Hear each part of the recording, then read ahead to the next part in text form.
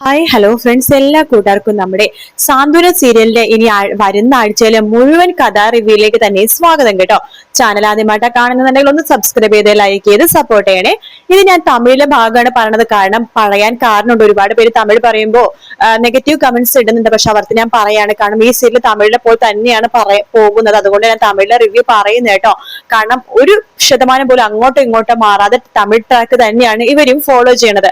അതുകൊണ്ട് തമിഴിൽ ഇനി എന്ത് നടക്കുമെന്നുള്ളതാണ് ഞാൻ പറയാൻ വേണ്ടി പോകുന്നത്. അങ്ങനെ ബാലനെയും ഗോമതിനെയും ആര്യനെയും ആനന്ദിനെയും ഒക്കെ മാറി മാറി വിളിക്കാണ് ജീവനും ജീവന്റെ വീട്ടുകാരും കൂടി ചേർന്നിട്ട് ബന്ധുക്കളൊക്കെ മാറി മാറി വിളിക്കുന്നുണ്ട്. കാരണം അവര് 10:30 മുഹൂർത്തമെങ്കിൽ 9:30 അവർ അമ്പലത്തിൽ വന്ന് നിൽക്കുക കേട്ടോ. ഇവര് വരും, പെണ്ണിന്റെ വീട്ടുകാരാണല്ലോ ആദ്യം വരുന്നത്. കാരണം പെണ്ണിനെ ഒരുക്കണം, പെണ്ണിന്റെ അവിടെ പോയിട്ട് ഇവിടുന്ന് മേക്കപ്പ് ചെയ്ത് പോയാലും അവിടെയും കുറച്ച് സെറ്റിങ്സ് ഒക്കെ ചെയ്യണമല്ലോ. അപ്പൊ അതിന് വേണ്ടിയിട്ട് അവരവിടെ വന്നിട്ടുണ്ടെങ്കിൽ അവർ അവിടെ എത്തുമ്പോഴേക്കും ഇവിടെ ആരെയും തന്നെ കാണുന്നില്ല. അപ്പൊ അതുകൊണ്ട് ഇവര് വിളിച്ചുകൊണ്ടിരിക്കും, പക്ഷെ ഫോൺ എടുക്കുന്നേ ഇല്ല. അങ്ങനെ ജീവന്റെ ഒരു ബന്ധു നമ്മുടെ ബാലന്റെ വീട്ടിലേക്ക് വരുന്നുണ്ട്. ഞാൻ ജീവന്റെ വകയിലൊരു അമ്മാവനാണ്, നിങ്ങളെ അമ്പലത്തിലൊന്നും കാണാതായോണ്ട് ഞാൻ ഇങ്ങോട്ടേക്ക് അന്വേഷിക്കുന്നത്.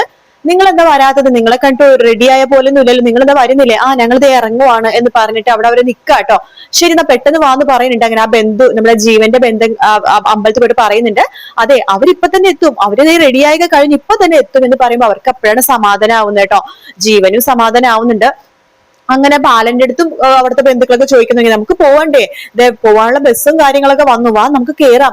അല്ല അനിമോൾ എന്താ മേക്കപ്പ് ചെയ്ത് ഇതുവരെ കഴിഞ്ഞില്ലേ, ബ്യൂട്ടി പാർലറിൽ പോയിട്ട് അവിടെ നിന്ന് പിക്ക് ചെയ്തിട്ടാണോ പോണത് എന്നൊക്കെ ചോദിക്കുമ്പോ ഗോമതി പറയണ്ട, അതെ അതെ അവള് ബ്യൂട്ടി പാർലറിലാണല്ലോ പോയിരിക്കുന്നത്, അപ്പൊ അവിടെ നേരെ വന്ന് പിക്ക് ചെയ്യാലോ, ഇനി ഇവിടെ വന്ന് സാരി ചുളുക്കണ്ടല്ലോ. അത് നല്ല കാര്യം കേട്ടോ.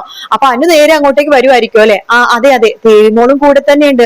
എന്നാ കുഴപ്പമില്ല, എന്ന് നമുക്ക് പോവാം എന്ന് പറയാണ്. അപ്പൊ ബാലനും ഗോമതി വിചാരിക്കണ്ട എന്തായാലും പോകാം, കാരണം ജീവന്റെ വീട്ടിലേക്ക് നേരിട്ട് പോയിട്ട് മാപ്പ് പറയേണ്ട കാര്യമാണ്, അല്ലാതെ ഇവിടെ നിന്നിട്ട് ഒളിച്ചു നിന്നിട്ട് കാര്യമൊന്നുമില്ല. അപ്പൊ എല്ലാരും ബാലം വിളിക്കണം, മക്കളെ നിങ്ങൾ വണ്ടി കയറി നമുക്ക് അവിടെ നേരിട്ട് പോകാന്ന് പറഞ്ഞ. അച്ഛ അവിടെ പോയിട്ട് എന്ത് പറയാനാണ് അച്ഛാ, അവിടുത്തെ നമുക്ക് പറയാൻ വാക്കുകളില്ല, അവരെ നമ്മൾ നാണം കെടുത്തിയ പോലെ ആയില്ലേ. എടാ എന്ത് ചെയ്യാൻ, എല്ലാത്തിനും കാണാം അവളോ അനുശ്രീ എന്ന് ഗോമതി പറയുമ്പോ ബാലം പണ്ട്, ഗോമതി മതി നീ നിർത്തി, എന്നിട്ട് പല വട്ടം പറഞ്ഞു അവളെ കുറ്റപ്പെടുത്തല്ലേ, അവൾ ഒരിക്കലും ഒരു തെറ്റും ചെയ്യില്ല, അവൾക്ക് വേറെ എന്തോ അപകടം പറ്റിയിട്ടുണ്ട്, അതെന്തായാലും നമുക്ക് നോക്കാലോ, നമ്മൾ ആര്യൻ അന്വേഷിച്ചു പോയിട്ടുണ്ടല്ലോ എന്ന് പറയണം. അതിനുശേഷം എല്ലാരും കൂടി വണ്ടിയിലേക്ക് കയറുന്നുണ്ട്, വെറുതെ അങ്ങോട്ട് കയറിയിരിക്കാട്ടോ. എന്നിട്ട് അങ്ങനെ അമ്പലത്തിലേക്ക് എത്തുകയാണ്. അപ്പൊ പെണ്ണെവിടെന്ന് എല്ലാരും ചോദിക്കുമ്പോഴേക്കും ബ്യൂട്ടി പാർലറിൽ നിന്ന് ഇപ്പൊ ഇങ്ങോട്ട് നേരിട്ട് വരും എന്ന രീതിയിലാണ് എല്ലാരും ചോദിക്കുന്നത്, പെണ്ണെവിടെയെന്ന്. അപ്പോഴും ബാലൻ ഇങ്ങനെ മുഹൂർത്തമാണോ ഇങ്ങനെ കാത്തിരിക്കരുത്, ചിലപ്പോ ആരും എവിടെന്നെങ്കിലൊക്കെ തപ്പിപ്പിടിച്ച് കൊണ്ടുവന്നാലോ, റെഡി ആയില്ലെങ്കിലും കുഴപ്പമൊന്നുമില്ല, ഉള്ള വേഷത്തിൽ തന്നെ താലി കെട്ടിക്കാഞ്ചിട്ടാണ് ബാലന് നിൽക്കുന്നത്. അങ്ങനെ മുഹൂർത്ത സമയമായി, തിരുമേനി വരുന്നുണ്ട്. അതെ പെണ്ണും ചെറുക്കനും അവിടെ കയറി ഇരിക്കും, മണ്ഡപത്തിൽ കയറി ഇരിക്കും സമയം എന്ന് പറയണം. അപ്പൊ ബാലിന് പിന്നെ പറയാതിരിക്കാൻ അവൻ നിവർത്തിയില്ല, അവളിങ്ങനെ രാവിലെ കാണുന്നില്ല എന്നൊക്കെ പറയണം. അപ്പൊ തന്നെ എല്ലാവരും നാട്ടുകാരൊക്കെ പറഞ്ഞു തുടങ്ങി, അവൾക്ക് വേറെ അഫയർ ഉണ്ടായിട്ടുണ്ടാവും, ചെറുക്കന്റെ കൂടെ ഒളിച്ചിട്ട് പോയിട്ടുണ്ടാവും, അല്ലെങ്കിൽ ബാല തന്റെ മോൾക്ക് ഒരു ബോധമുണ്ടോ, അവൾക്ക് വേറെ അഫയർ ഉണ്ടെന്നുണ്ടെങ്കിൽ നേരത്തെ ഒളിച്ചോടി പോയിക്കൂടെന്നോ, ഈ വീട്ടുകാരിങ്ങനെ ബുദ്ധിമുട്ടിപ്പിക്കണമായിരുന്നോ എന്നൊക്കെ പറയാം. അപ്പൊ ജീവൻ പറഞ്ഞിട്ട് ആരും അനുവിനെ കുറ്റപ്പെടുത്തണ്ട, അനുവിനെ എനിക്ക് നിന്നിട്ട് അറിയാം, അവൾക്ക് മുമ്പ് ഒരു അഫയർ ഉണ്ടായിരുന്നു, അലോക് എന്നല്ല പേര് എന്ന് ചോദിക്കുകയാണ്. അത് കേട്ടിട്ട് ബാലനും അതുപോലെ തന്നെ ഗോമതിയൊക്കെ ഷോക്ക് ആവണം. മോൻ എങ്ങനെ അറിയാം? എന്റെ അടുത്ത് എല്ലാം അനു തുറന്നു പറഞ്ഞിട്ടുണ്ട്, അവൾക്കൊരു പേടി ഉണ്ടെന്ന്, അയാൾ എന്തെങ്കിലും ചെയ്യുമെന്നൊരു പേടി അവൾക്ക് ഉണ്ടായിരുന്നോ, അല്ലാതെ അവൾ ഒരിക്കലും അങ്ങനെ ചെയ്യില്ല, കാരണം അവളും ഞാനും കണ്ട് സംസാരിച്ചതാണ് ഇതിനെ കുറിച്ചിട്ടെന്ന് പറയാണ്.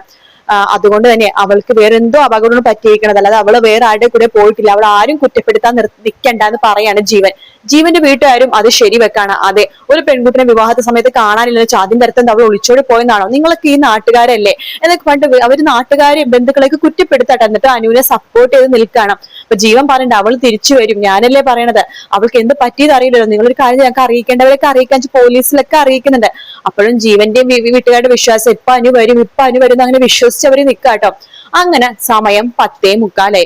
ലോക് പറയുന്നുണ്ട്, എന്തായാലും 10:45 ആയി, ഇനി നമുക്ക് നമ്മുടെ നാടകത്തിലേക്ക് കടക്കാം, നീ താലിമാലെ ഞാൻ നിന്റെ കഴുത്തിലേക്ക് കെട്ടിത്തരും, അല്ലെങ്കിൽ വേണ്ട, നിന്റെ കഴുത്തിൽ കെട്ടി തന്ന പിന്നെ നിയമപരമായിട്ട് നീ എന്റെ ഭാര്യയല്ലേ, എനിക്ക് വേറൊരു പെണ്ണെ വിവാഹം കഴിക്കണം, നല്ല പണച്ചാക്ക്, നിന്റെ 3 ഇരട്ടി സമ്പാദ്യവും സൗന്ദര്യവും നല്ല വീട്ടുകാരായിട്ടുള്ള ഒരു കുടുംബം എന്റെ വലിയച്ഛൻ ആലോചിച്ചതാണ്, എനിക്ക് അവളെ വിവാഹം കഴിക്കണം, അതുകൊണ്ട് നീ ഒറ്റക്ക് പോയിക്കോ.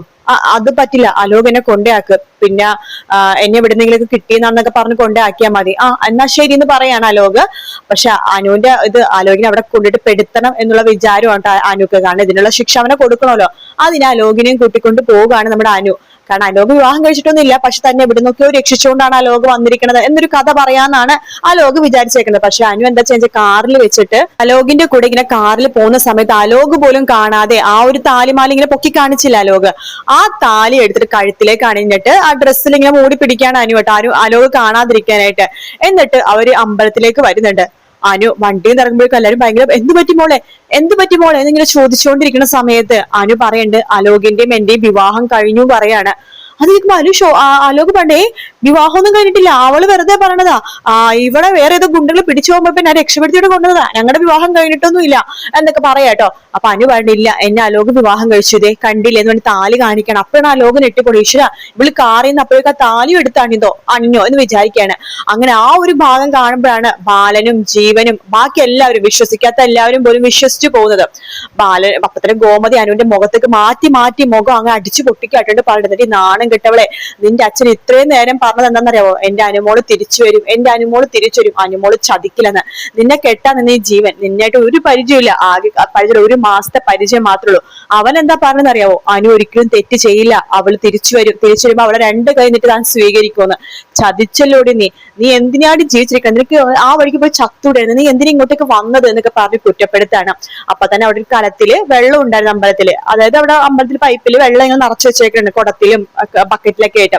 ആ ഒരു ബക്കറ്റ് വെള്ളം എടുത്തിട്ട് ബാലൻ തലവഴി ഒഴിച്ചിട്ട് പറയുന്നുണ്ട്, എന്റെ മോള് മരിച്ചു കണ്ട കർത്തവ്യങ്ങളും അതുപോലെ തന്നെ ചടങ്ങുകളും ഒക്കെ ഞാൻ ചെയ്തു കഴിഞ്ഞു, അതിന്റെ കുളിയാണ് ഞാൻ കുളിച്ചത്, ഇനി ഞാനും ഇവളും തമ്മിൽ ഒരു ബന്ധവുമില്ല, ജീവനും വീട്ടുകാരും ക്ഷമിക്കണം, ഞാൻ നിങ്ങളുടെ കാല് പിടിക്കാം. അവർ ജീവൻ പറഞ്ഞു, വേണ്ട അങ്കിള് ഇതിനെ കാല് പിടിക്കണത്, സാരില്ല അനു ശരിയെന്ന് പറഞ്ഞിട്ട് ജീവനും അതിനകത്ത് വിഷമത്തിൽ ബന്ധുക്കളൊക്കെ പറഞ്ഞു, ഇനി ഇവിടെ ആരും കുറ്റപ്പെടുത്തൊന്നും വേണ്ട, നമുക്ക് പോകാന്ന് പറഞ്ഞിട്ട് ജീവൻ ബന്ധുക്കളുടെ കൂടെയൊക്കെ തിരിച്ചു പോകാട്ടോ. അവര് ഒന്നും പറയണില്ല അനുവിന്, അവരങ്ങനെ മാന്യമായിട്ടുള്ള ആൾക്കാരായതുകൊണ്ട് തന്നെ, മാന്യന്മാരായതുകൊണ്ട് അവരൊന്നും പറയാതെ അവരവിടെ പോവാണ്. അനു അലോകും കൂടിയിട്ട് ഇങ്ങനെ നിൽക്കണം കാണുമ്പോഴേക്കും മിത്രക്കും മീനാക്ഷിക്കൊക്കെ ദേഷ്യം കേട്ടോ, എടി നിന്നെ കുറിച്ച് ഇങ്ങനെ ഞങ്ങൾ വിചാരിച്ചില്ലടി, ഇത്രയും നേരം നീ വരുന്ന പ്രതീക്ഷയിലാണ് നിന്നത്, നിന്നെ സ്വന്തം അനിയത്തിയായിട്ടില്ല മകളെ പോലെയല്ലേ ആ വീട്ടുകാര് കണ്ടത്, ഞങ്ങള് കണ്ടത് എന്നൊക്കെ പറയാണ്. അതൊന്നും കേൾക്കുന്നില്ല അനു അലോക്, അവര് വിഷമിച്ച് അങ്ങനത്തെ നിൽക്കണം. അലോകാണെങ്കിൽ ഈശ്വരി ഇവിടെ എന്തുദ്ദേശിച്ചിട്ടാണാവോ എന്ന രീതിയിൽ ഇങ്ങനെ നിൽക്കാട്ടോ. അങ്ങനെ അവര് എല്ലാവരും ദേവമംഗലത്ത് പോകുന്നുണ്ട്. അപ്പൊ അനു എവിടെ പോകും? അപ്പൊ അനു പറയണ്ട അലോകനത്ത്, നമുക്ക് കൃഷ്ണമംഗലത്ത് പോവാം. കൃഷ്ണമംഗലത്ത് എന്തിനാ, ഞാൻ നിന്റെ ഭാര്യയല്ലേ, ഇനി ഞാൻ കൃഷ്ണമംഗലത്താണ് നിൽക്കാൻ പോണത്. നീ വെറുതെ കളിക്കല്ലേട്ടോ, നീ എന്താ പുതിയ നാടകം കളിക്കാണോ, ഇനി എന്ത് വിചാരിച്ചാലും ഒരു കുഴപ്പമില്ല, ഞാൻ ഇനി മുതൽ കൃഷ്ണമംഗലത്തിലെ മരുമകളാണ് എന്ന് പറഞ്ഞിട്ട് നമ്മുടെ അനു അലോകിന്റെ കൂടെ കൃഷ്ണമംഗലത്തേക്ക് പോകുവാട്ടോ. അപ്പൊ തന്നെ സുകന്യ അപ്പോഴേക്കും നമ്മുടെ അച്യുതനോട് വിളിച്ചു വേണ്ട, അവനിങ്ങനെ വിവാഹം കഴിച്ചു അനുമോളെ എന്നൊക്കെ പറയാണ്. അപ്പൊ അവർക്ക് സന്തോഷമാവാണ്, അവര് നിലവിളിക്കൊക്കെ കൊടുത്ത് അനുവിനെ സ്വീകരിക്കുകയാണ് അകത്തേക്ക്. നമ്മുടെ പുതിയ മരുമകൾ എന്ന് പറഞ്ഞിട്ട് സ്വീകരിക്കണം. മുത്തശ്ശിക്ക് വിഷമമുണ്ടെങ്കിലും തന്റെ കൊച്ചുമകൾ തന്നെയാണല്ലോ വീട്ടിലേക്ക് വന്നേക്കണം, മുത്തശ്ശിക്കും ചില സന്തോഷമൊക്കെ ഉണ്ട് കേട്ടോ. അപ്പൊ ഈ ഒരു ഭാഗം നമ്മൾ തിങ്കളാഴ്ചയും ചൊവ്വാഴ്ചയും ബുധനാഴ്ചയായിട്ട് കാണാൻ പോകുന്നത് കേട്ടോ. അപ്പൊ ഇത് തമിഴിൽ എക്സാക്ട് ഭാഗമാണ്. അപ്പൊ ഈ ഭാഗം അങ്ങനെ തന്നെ മലയാളത്തിലും വരും കേട്ടോ. വീഡിയോ ഇഷ്ടപ്പെട്ട ലൈക്ക് ചെയ്യുക, സബ്സ്ക്രൈബ് ചെയ്യുക, കമന്റ് ചെയ്യുക. മറ്റൊരു വീഡിയോ കാണാം. Take care, bye bye.